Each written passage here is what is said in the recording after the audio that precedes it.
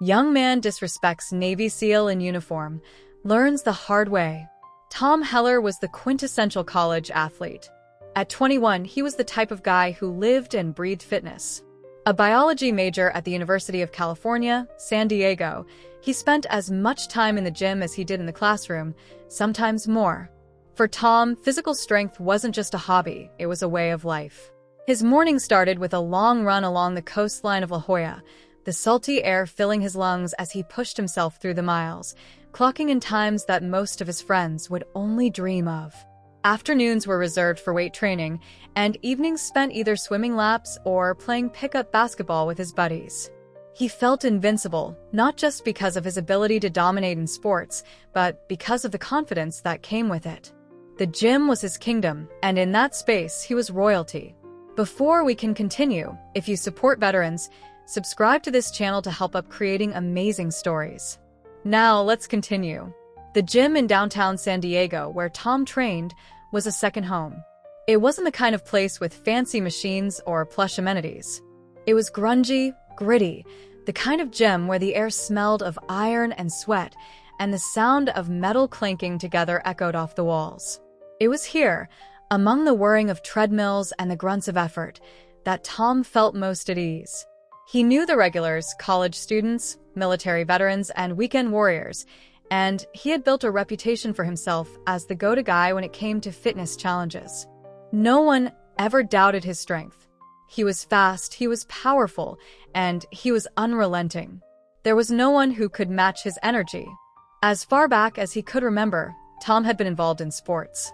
His father had been a competitive swimmer in his youth, and his mother had been a track and field star.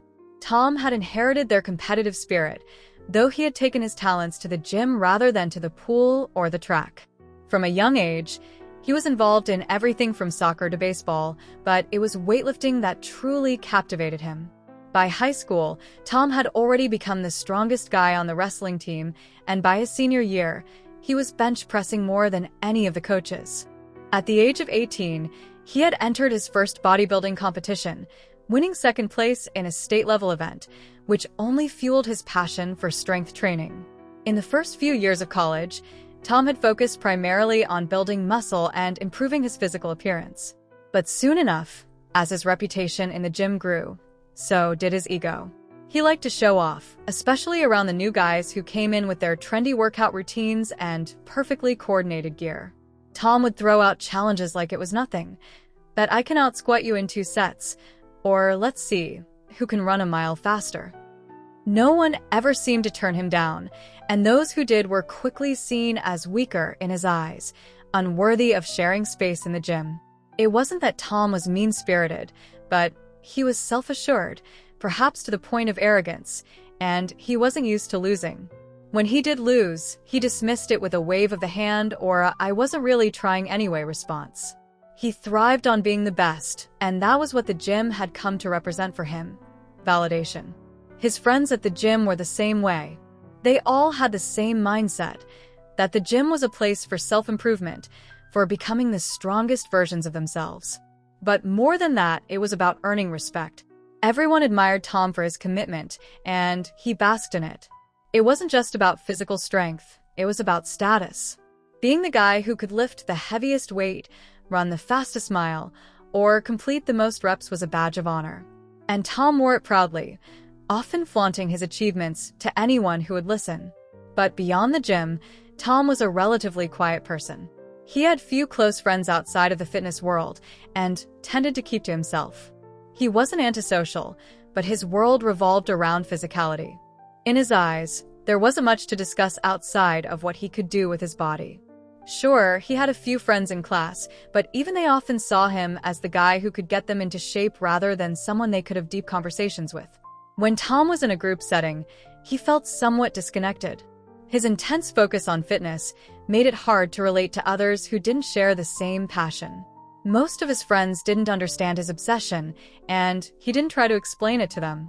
Why waste time talking when he could be training? Tom's life was structured around this routine, and it felt comfortable, predictable. There was a sense of power in his daily rituals, waking up at 5:30 a.m., heading to the gym by 6 o'clock, and hitting his workout with a laser focus. By noon, he would be done with his workout, feeling a sense of accomplishment that would carry him through the rest of the day. It wasn't just about the results, though those were satisfying. It was about the process itself.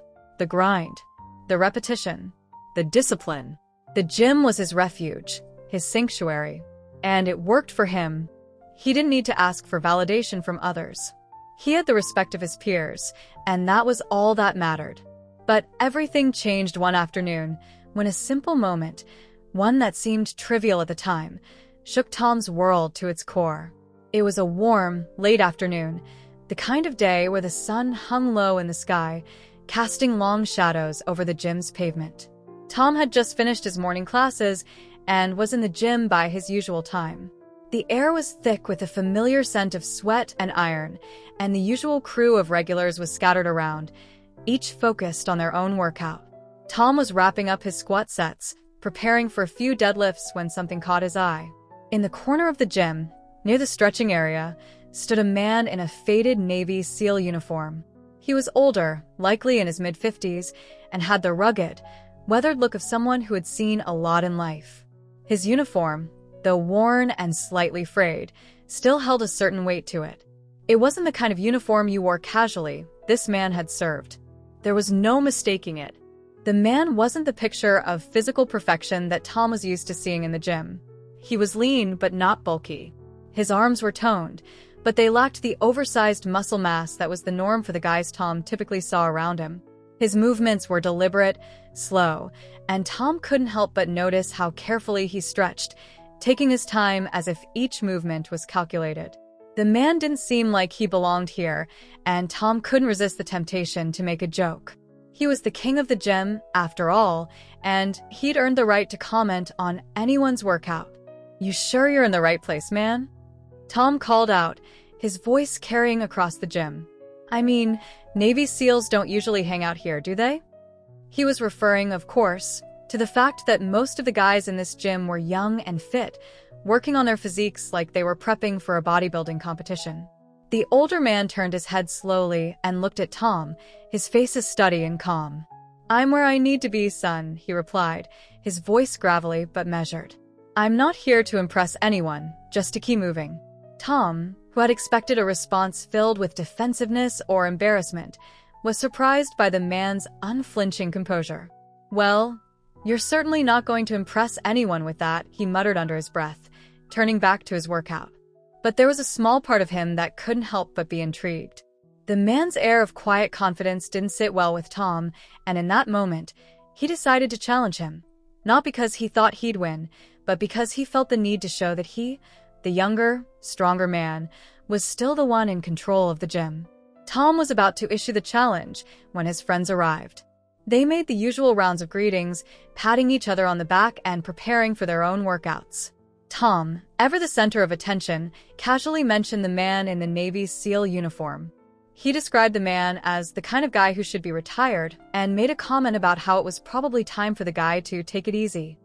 His friends laughed, not realizing that the joke might be at someone's expense. Tom felt a small, smug satisfaction. He was still the alpha in the gym.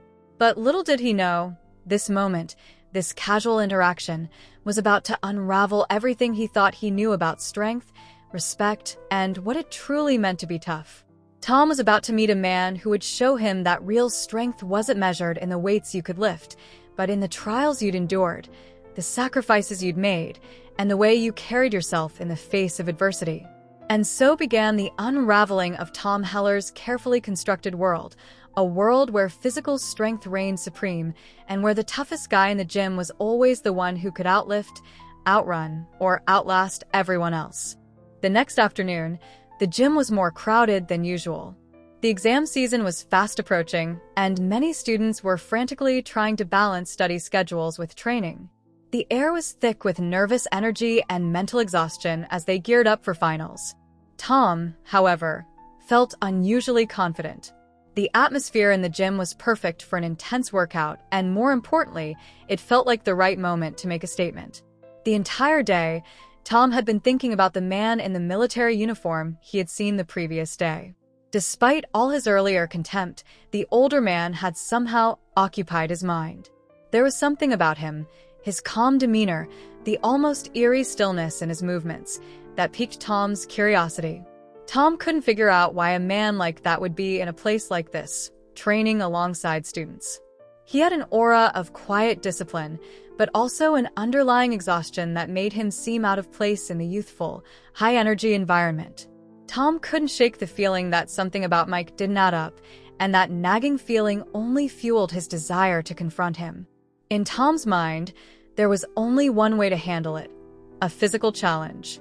Mike might be older, and perhaps out of shape in some ways, but Tom saw this as an opportunity to prove his strength, once again, to show everyone around him that youth and raw power would always prevail. Tom didn't just want to outlift Mike. He wanted to humiliate him, to prove once and for all that no amount of experience could outmatch sheer physical strength. But as Tom made his way over to Mike, a sudden tension gripped his stomach. It was something he couldn't explain, a feeling that made him uneasy. Maybe it was the way Mike carried himself, so quietly assured, or the way his eyes scanned the room with a quiet intensity, like someone who had seen more in his life than Tom could even imagine. But Tom pushed the unease aside, determined not to back down. After all, this was exactly what he had been training for. "Hey, you," Tom called out, his voice loud enough to draw the attention of several people nearby. Mike looked up, meeting his gaze with a calm and unhurried expression, as though he hadn't just been challenged by someone a fraction of his age. His face was weathered with age, but his eyes were sharp, intense. "You don't look like someone who trains as hard as we do. Bet you're retired or something, right?" Tom said with a cocky grin, leaning casually against the weight bar, as if he were too relaxed to be bothered. Mike stood silently for a moment, sizing Tom up, his eyes assessing the situation with a calm intensity. Then, in a voice that was both slow and controlled, he responded, "I train in different ways, son. I'm not interested in competing, but if you want to test your skills, who am I to stop you?" Tom hadn't expected such a calm response. He had been preparing for an angry outburst or a deflection. But Mike's composed reply only served to bolster Tom's confidence. He wasn't worried anymore. This was just another person to dominate, another opportunity to prove his superiority. "Great," Tom said, barely containing his excitement. "Let's start with something simple. The bench press. I'll bet you can't even come close to my record." Mike didn't flinch. His response was as measured as ever. He simply nodded, rose from where he had been sitting, and walked toward the bench press. Tom wasted no time in loading 120 kilograms onto the bar, a weight he knew he could handle with ease. As he lay back on the bench, he could hear his friends behind him cheering him on. He wasted no time, knocking out rep after rep with ease. His body swayed slightly with each lift, but nothing that came close to challenging him. By the 10th repetition, Tom could feel the fatigue starting to set in, but he pushed through, smiling at his friends as though to say, "Look how easy this is." The confidence was palpable. Then it was Mike's turn. The contrast between them couldn't have been starker. Mike walked over to the bar, placed 100 kilograms on each side, and sat down. Tom watched him closely, expecting Mike to struggle or at least take his time. But Mike's movements were slow, deliberate, and relaxed. There was no frantic energy, no sense of urgency. He laid back on the bench, every muscle of his body calm, prepared. It wasn't an effort. It was a demonstration of discipline. And then Mike began. The first repetition was effortless. Tom felt a slight twinge of doubt, but he quickly dismissed it. As Mike completed 5 reps, Tom's confident smile began to waver. By the time Mike reached 10, there was no denying it. Mike wasn't slowing down. He wasn't even breaking a sweat. Rep after rep, he continued, as though he were casually going through the motions of a light workout, while Tom struggled with each lift. 20 reps later, Mike returned the bar to its rack, stood up, and wiped his hands. There was no sense of triumph, no sign that he had exerted himself in the least. The gym fell silent, and all eyes turned toward Tom, who was now visibly shaken. He had never been outdone in this way. 20 reps, Tom stammered. "That's impressive, I guess, for someone your age." Mike gave him a small, nonchalant smile, as though he had expected nothing less. "I don't care about numbers, kid. I care about endurance." Tom's mind was racing. This wasn't just about lifting weights. It wasn't just a matter of power or raw strength. There was something different about Mike, something deeper. He was beginning to realize that his usual approach wouldn't work here.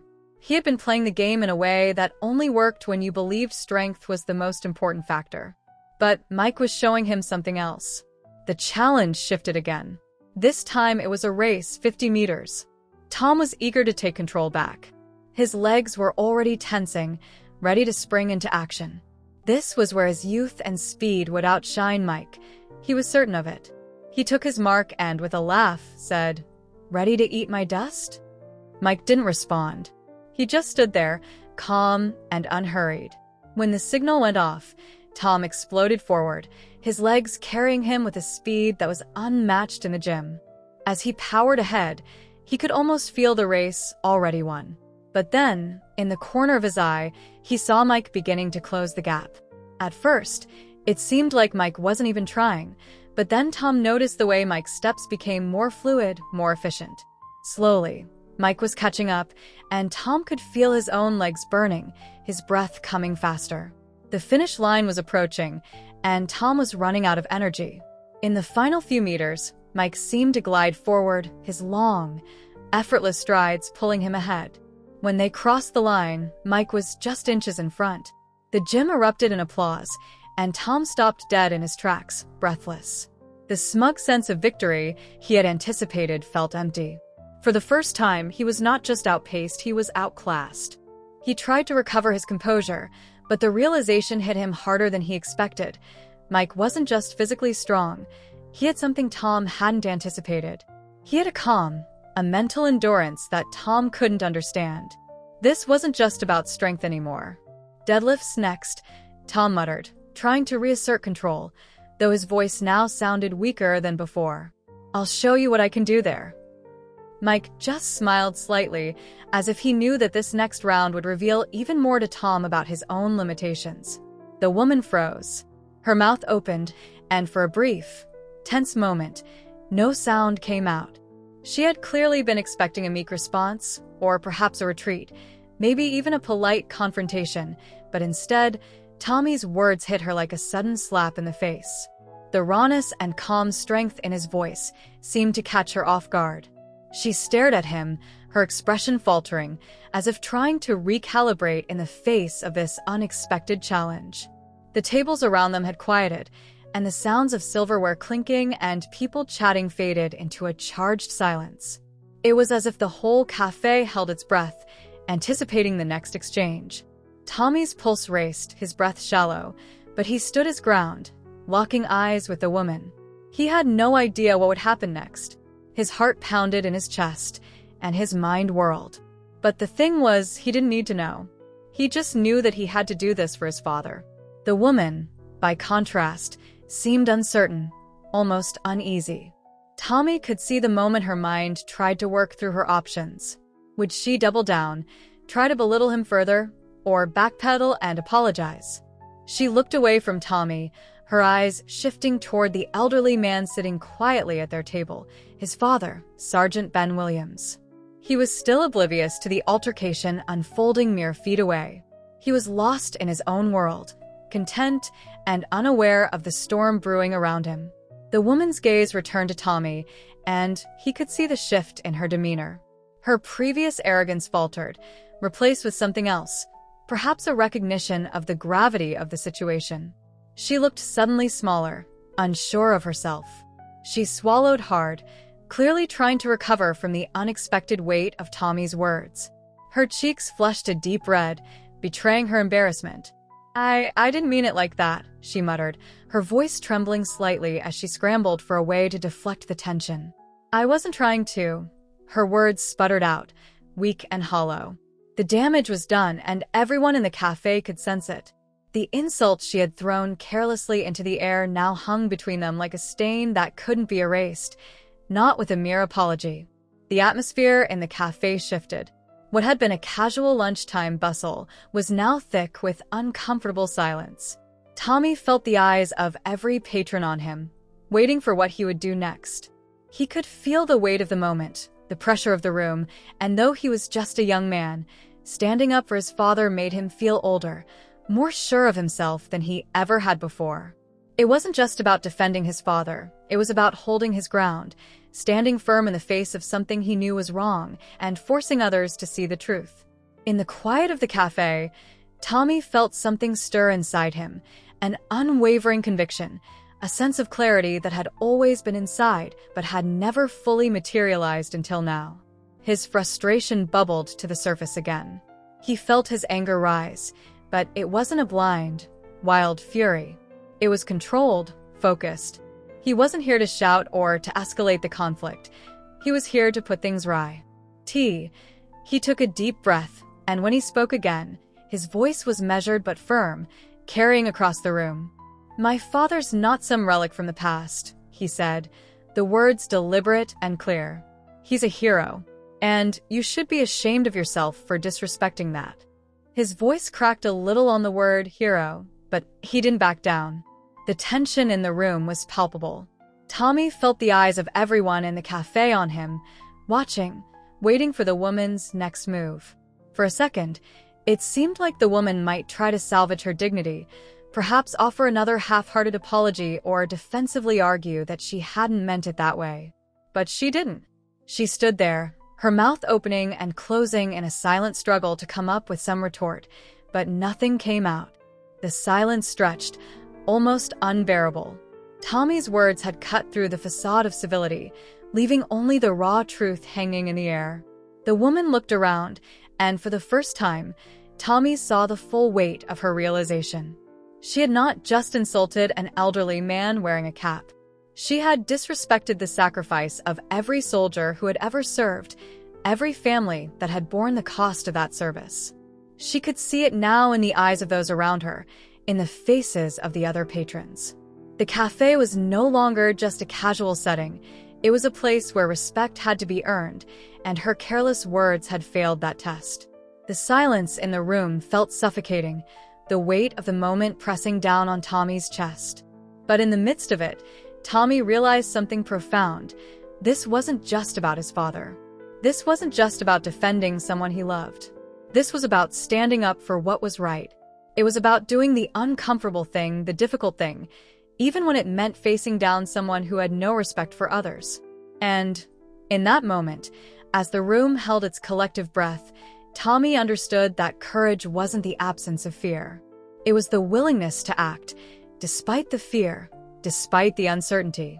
Tommy stood taller than he had when he'd first walked in.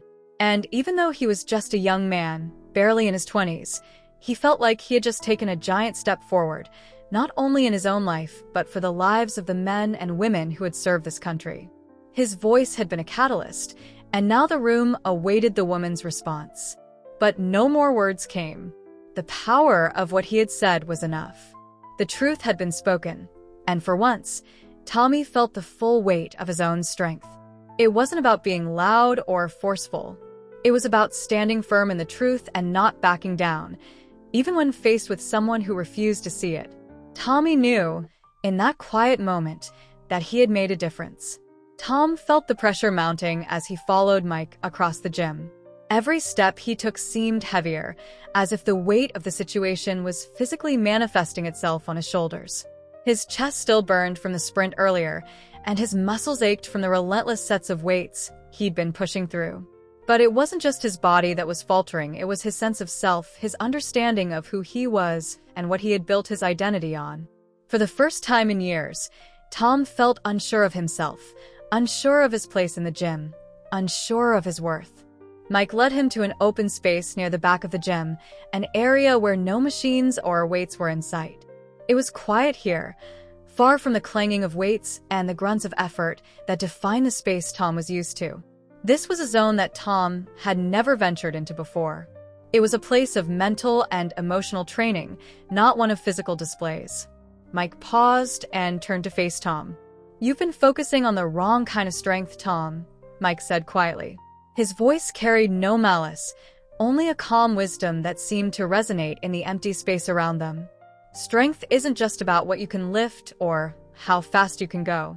True strength is about resilience, the ability to keep going even when your body is telling you to stop, when your mind is clouded with doubt. Tom, still trying to maintain some semblance of control, crossed his arms defensively. He looked at Mike, frustration and disbelief simmering just beneath the surface. "You're telling me I've been wasting my time?" Tom asked, his voice edged with challenge.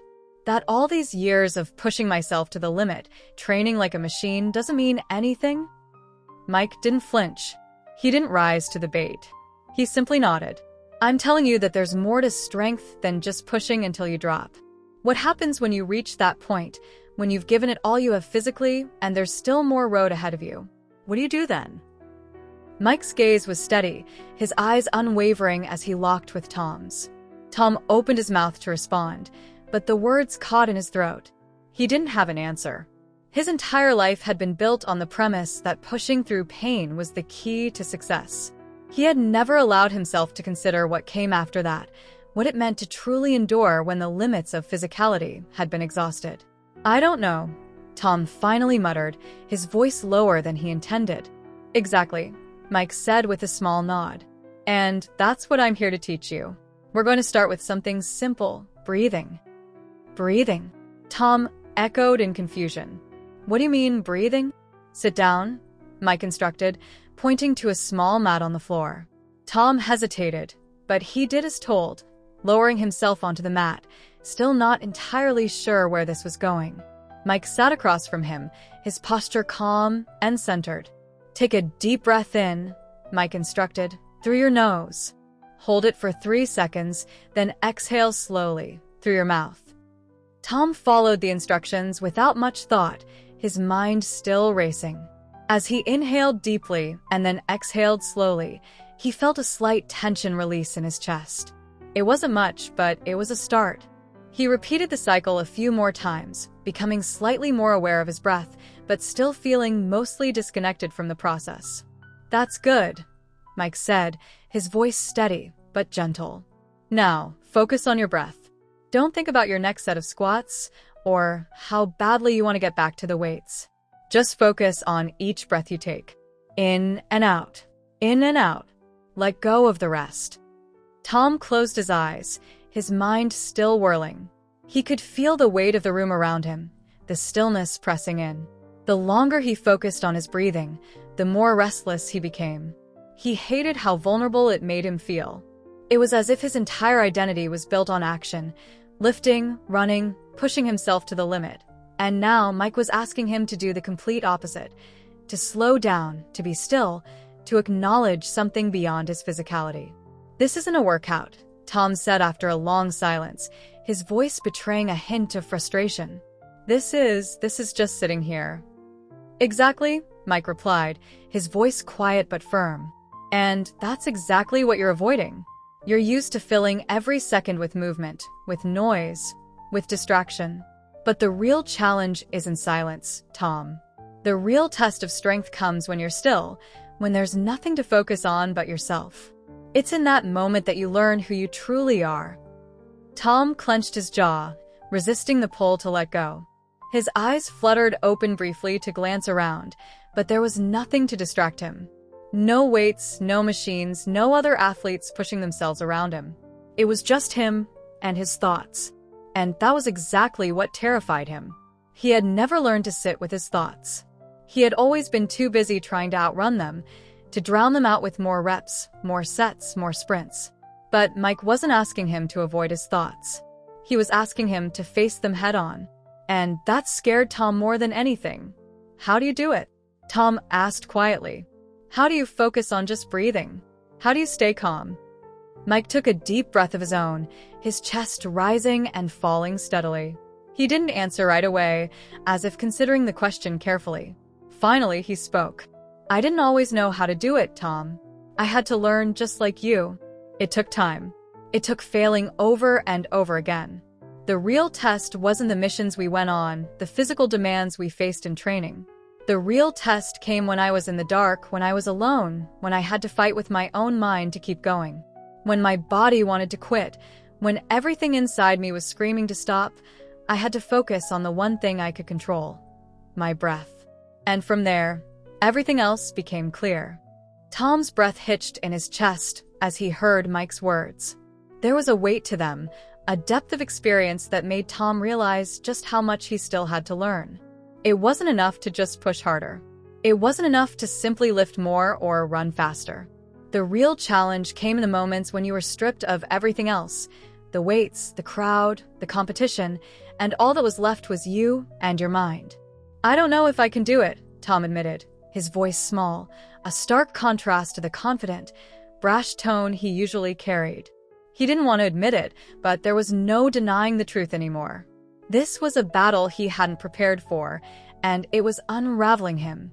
"You can," Mike said gently, but there was no doubt in his words. "But only if you let yourself. Stop fighting it. Let the thoughts come and go. Let the discomfort come and go. It's all part of the process. You're not going to be perfect at this. None of us are. But the more you practice, the easier it gets." For the next few minutes, Mike and Tom sat in silence, breathing together. Mike's steady rhythm was almost contagious, and Tom found his own breath slowing, his mind calming, though only marginally. His thoughts were still a tangle of frustration, doubt, and discomfort, but there was a strange comfort in the act of simply breathing, of letting himself be present without the need to prove anything. It was hard, but in that moment, Tom realized it was something he needed more than anything. When the session ended, Mike stood up and stretched his arms above his head, looking down at Tom with a small but knowing smile. "How do you feel?" Mike asked, his tone still calm, but with a hint of warmth. Tom hesitated before answering. His muscles still ached, his body still yearned for the familiar rush of lifting and sprinting, but something inside him had shifted. He wasn't sure what it was yet, but he could feel it, a quiet stir of something deeper than just physical exertion. "I feel better," Tom admitted, his voice thoughtful. "I don't know how to explain it, but it's like, I've been holding my breath for so long, and now I can finally let it out." Mike nodded, as if he'd known all along. "Exactly," he said softly. "You've been holding your breath in all the wrong ways, Tom. Now, it's time to learn how to let it go." Tom stood up, his legs slightly shaky, but he felt something he hadn't felt before, an openness, a willingness to explore what he had been too afraid to face. He wasn't ready to give up on his physical training, but he knew now that there was something more to it. Something beyond the weights and the sprints. Something within him that had yet to be discovered. And maybe, just maybe, that was the kind of strength Mike had been trying to show him all along. For the next several days, Tom continued his sessions with Mike, focusing primarily on breath work, meditation, and mental resilience exercises. At first, the change was subtle. He found himself less focused on the numbers, the weight he could lift, the sprints he could run. Instead, he found himself increasingly aware of how he reacted to discomfort, how he navigated the mental landscape within him. There were moments when he felt a flicker of progress, a sense that perhaps he was becoming the person Mike had been urging him to become. His mind, once consumed with doubts and distractions, began to find moments of clarity. But it wasn't enough. Tom wasn't used to slow progress. He was used to seeing results immediately, whether it was the number of pounds he could lift or the new personal best he'd set in the gym. The problem with mental resilience, however, was that it didn't come with instant gratification. The satisfaction of lifting a heavy weight or completing a challenging workout was immediate. But emotional strength? Mental clarity? Those things took time, and time was something Tom had never been patient with. But even so, there was a part of him, an instinctive part, that still craved that external validation. He needed to prove to the gym, to himself, and to Mike that the work he had been doing was paying off. So he doubled down, pushing harder in every session. He was no longer the brash young man who scoffed at others' achievements. Instead, he focused with intensity on how he could show tangible results. The breath work, the moments of calm, and the introspection were useful, sure, but they were too subtle. He wanted something more concrete, something he could point to as evidence of his growth. That was when the opportunity presented itself. The gym was hosting an informal strength challenge that afternoon, a competition designed for members to test their endurance across a variety of physical exercises. It was an annual tradition at the gym, and even though it was relatively low-key, it was always a big draw for the regulars. The event would feature exercises like deadlifts, bench presses, squats, and various time challenges, but there was also an endurance section that included running, rowing, and other stamina-based activities. It was perfect. The perfect stage to demonstrate how far he'd come. At first, Mike had been nonchalant about the challenge. He had never been one to compete for the sake of proving a point. But when Tom mentioned he was thinking of entering, Mike had raised an eyebrow. "You're sure you want to do this, Tom?" he asked, his voice steady, as though he already knew the answer. "Yeah." "I've been training. I'm ready," Tom replied, his tone tinged with determination. "I've been working on my breathing, my mental toughness. This is my chance to show everyone, especially you, that I can do this." Mike nodded slowly, his eyes studying Tom. "Just remember, Tom, this isn't about proving anything to anyone else. It's not about winning. It's about finding out where you're at, what's inside of you, and how far you've come. If you're looking for validation from this competition, you might be setting yourself up for disappointment." Tom barely registered Mike's words. In that moment, the only thing that mattered was winning. Winning would show everyone that he had become something more than just a muscle-bound gym rat. It would prove that he was the kind of person who could adapt, who could learn and grow. He was ready for that validation, ready to walk away from the competition with a sense of pride and accomplishment. He had earned it. The day of the challenge arrived, and Tom could feel the anticipation buzzing in the air. The gym was crowded, filled with athletes from all walks of life, some seasoned veterans, some newcomers, but all eager to prove themselves in this friendly but intense contest.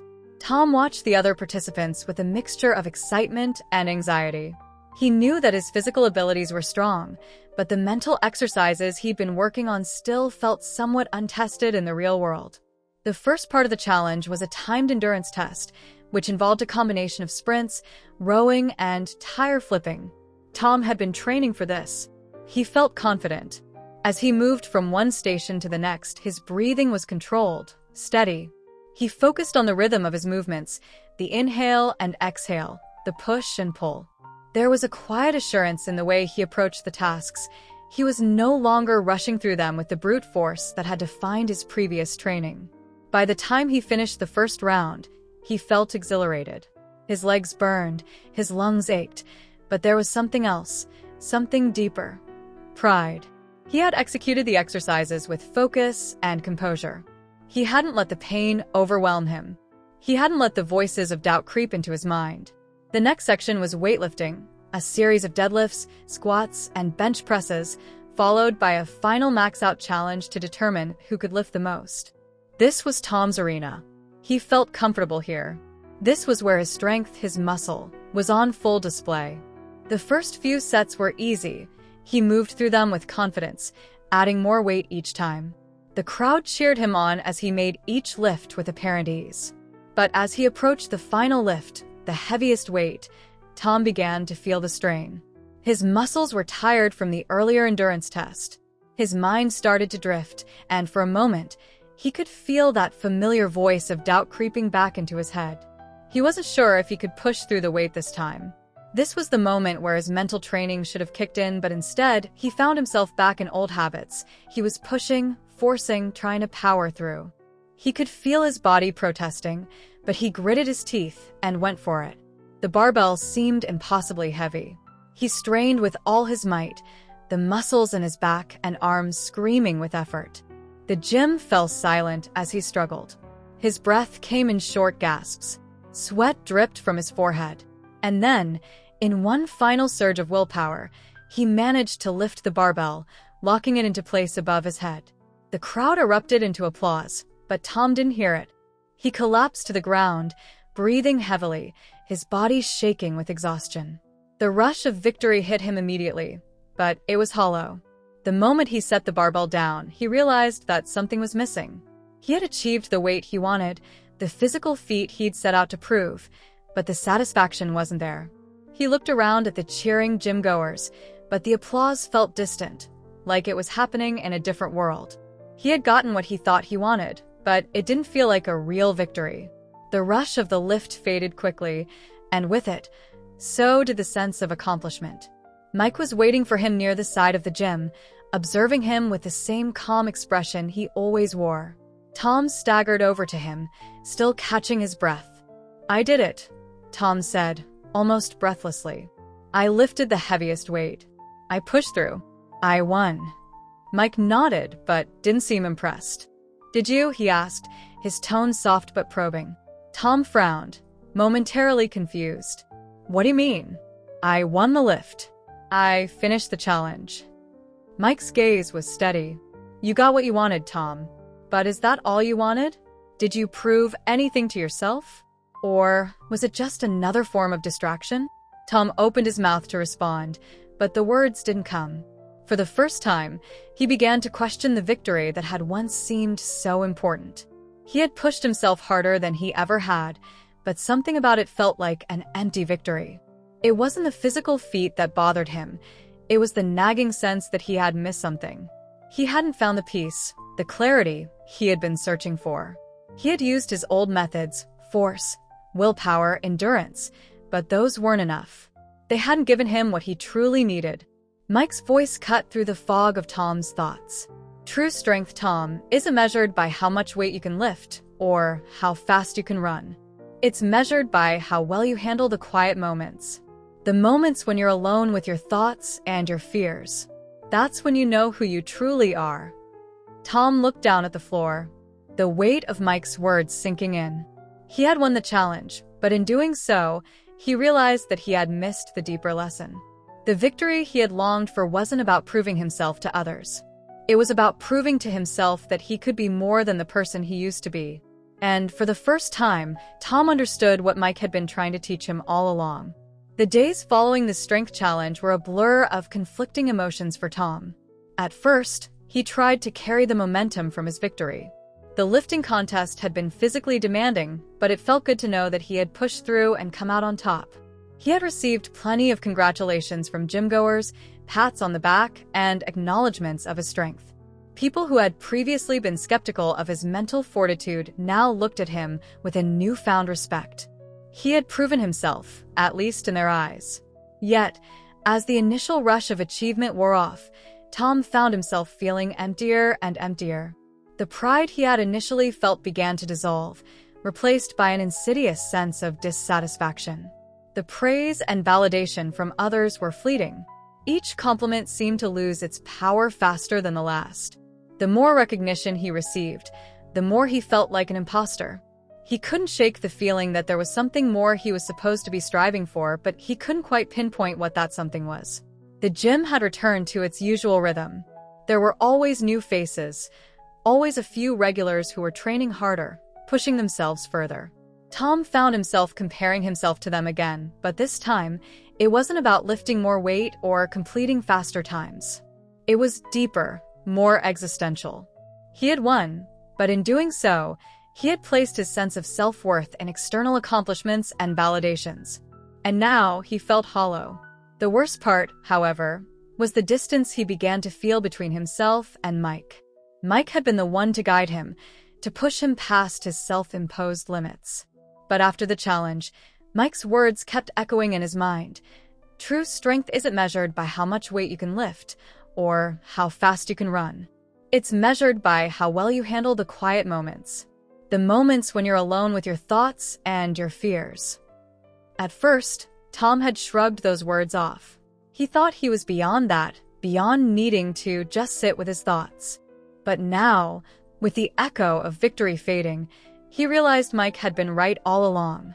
The external achievement he had chased had never been the answer to the emptiness he felt. It had been an illusion. A mirage that had promised him fulfillment, but only deepened the sense of something missing. He avoided Mike for a few days. He didn't want to admit to himself that he hadn't found the answers he had hoped for.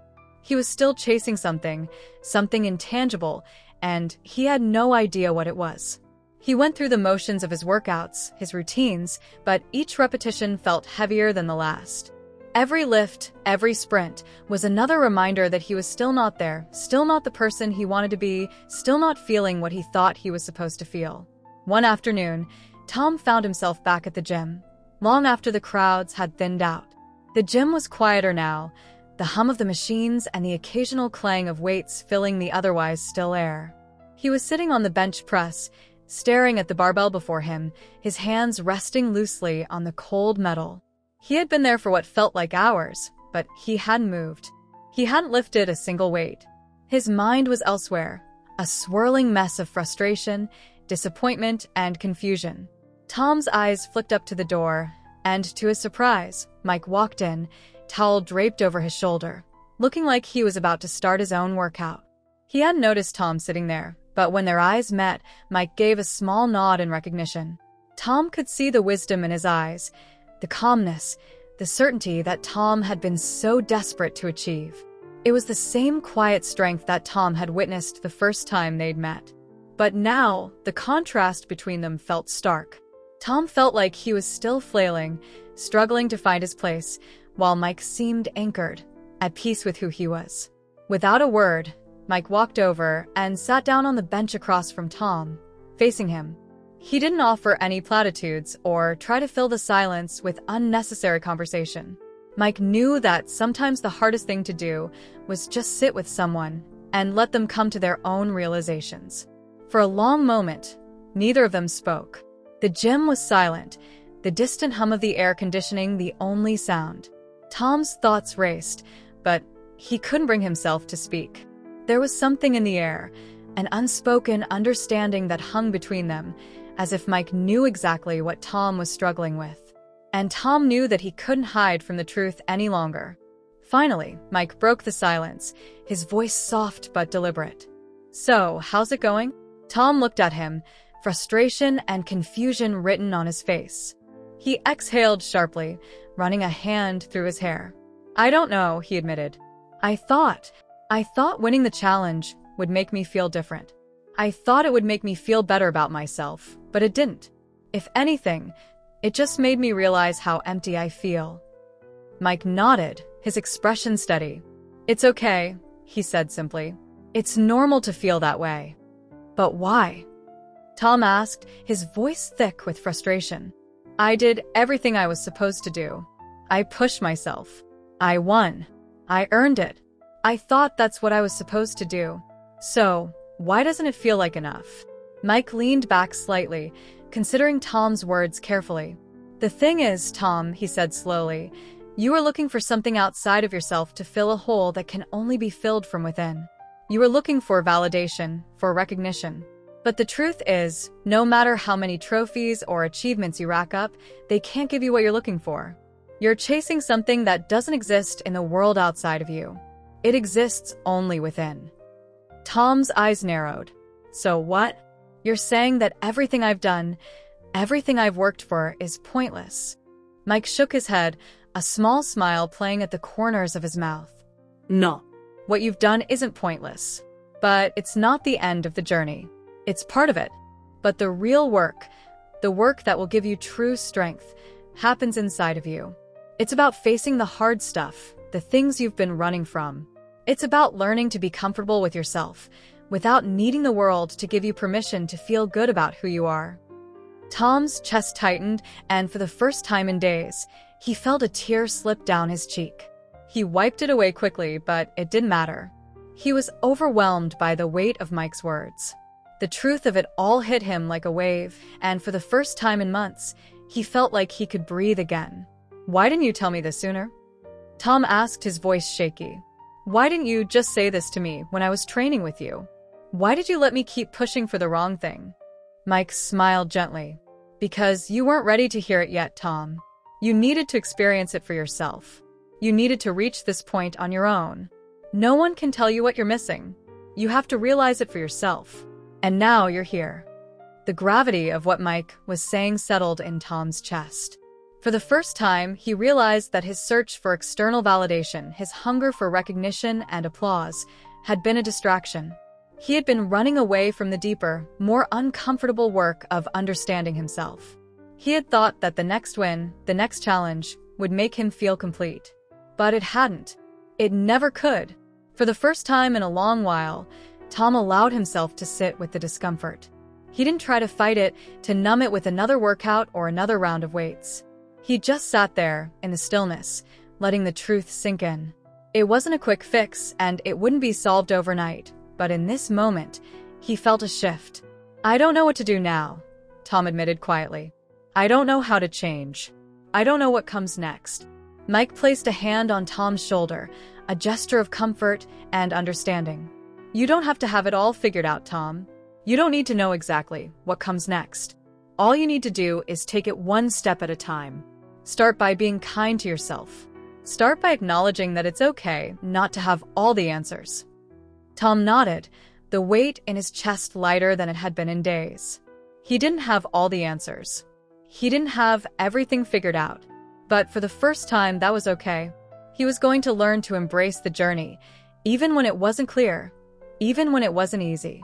He had learned something valuable, something far more important than any trophy or personal best.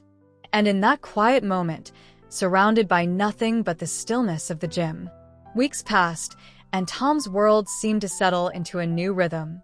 It wasn't a perfect transition, nor was it the dramatic shift he might have expected. It was slower, quieter, a gradual integration of the lessons Mike had taught him. But it was real, and for the first time in a long time, it felt like he was living in alignment with something deeper than the superficial goals he had once chased. Tom still went to the gym, of course.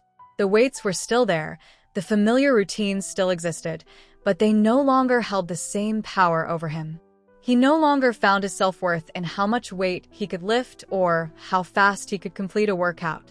Instead, he started measuring his success in different ways, in how he handled his thoughts during moments of discomfort, in how he responded to frustration, and in how he took time to reflect on his progress, rather than always rushing to the next challenge. Mike's influence was always present in the background. At first, Tom hadn't fully understood Mike's quiet wisdom. He had wanted grand gestures, big, obvious transformations. But now, as the days went by, he began to appreciate the subtle power of Mike's approach, the stillness, the introspection, the way he moved through the world without needing to prove anything to anyone. Tom understood that real strength didn't come from lifting more weight or running faster. It came from within. It was about finding peace in the storm, about staying grounded even when everything around you was in chaos. One afternoon, Tom was in the gym, working through his usual routine, when he realized that for the first time in a long time, he was no longer fixated on beating his last performance. His workout had become a meditation of sorts, an exercise not in competition but in self-reflection. He was present, fully engaged in each movement, noticing the subtle shifts in his body, the rhythm of his breathing, the stillness that began to settle in his mind. When he finished, he sat down on a bench, wiped the sweat from his forehead, and took a deep breath. There was no overwhelming sense of triumph, but there was something far more satisfying, a quiet sense of contentment. He had simply done the work. He had shown up, done his best, and allowed himself to be fully present in the experience without the need for external validation. For the first time, he understood what Mike had meant when he said that strength wasn't about proving anything to others, it was about proving something to yourself. And that didn't require applause. It required peace. Tom began to engage with the gym community differently. He stopped seeking out validation from others, no longer needing the affirmation of every lift or every new personal best. Instead, he found himself quietly encouraging the people around him. He noticed the younger athletes, the ones who were just starting their journeys, and instead of sizing them up or measuring his own progress against theirs, he took the time to offer them advice, gentle guidance, rooted in his own experience. It wasn't about being the best anymore. It was about helping others feel seen, heard, and supported. One afternoon, after a long day of work, Tom was leaving the gym when he saw a familiar face standing by the front desk, Charlie, a college student who had recently started coming to the gym. Tom hadn't noticed him before, watching from the sidelines as others worked out. Charlie had always seemed hesitant, unsure of himself, never quite committing to the challenges in front of him. "Hey, Charlie," Tom said with a smile, walking over to where he was standing. "How's it going?" Charlie looked up, his face a little surprised to see Tom approaching. "Oh, hey, Tom. Good, I guess. I'm not really sure what I'm doing, honestly." Tom smiled. "I get it. It's tough when you're starting out, but you've been showing up, right? That's the hardest part. A lot of people give up after the first week, but you're sticking with it. That's progress. Charlie seemed to relax slightly, his shoulders loosening. Yeah, I guess you're right, but I'm just not sure if I'm doing things the right way. Like, everyone else seems to know what they're doing. Tom chuckled. Trust me, everyone was in your shoes at some point. I remember when I first started, I was so focused on the wrong things. I thought it was all about lifting the heaviest weights and pushing myself harder than anyone else. But what I've learned is that it's not about how fast you go or how much you can lift. It's about showing up, doing the work, and learning about yourself along the way. The real growth happens inside, not just outside.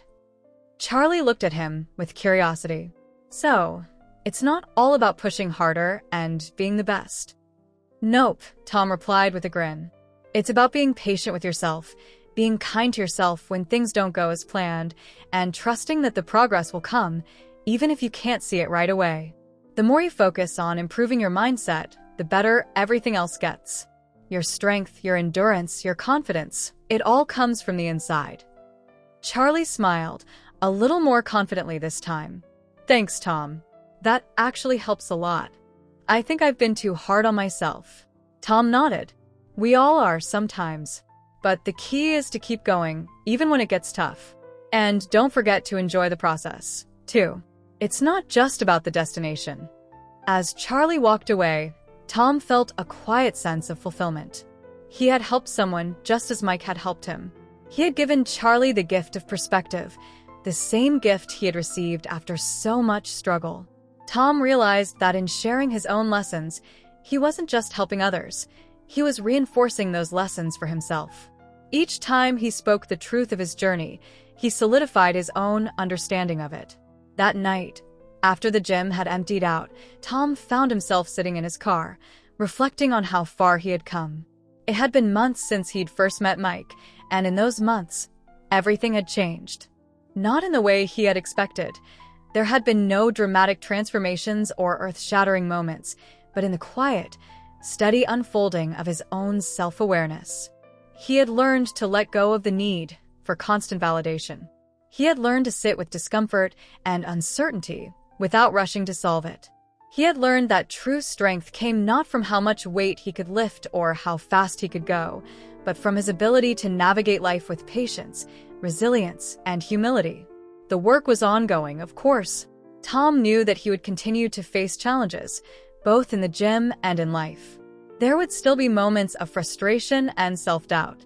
But now, he had the tools to handle those moments.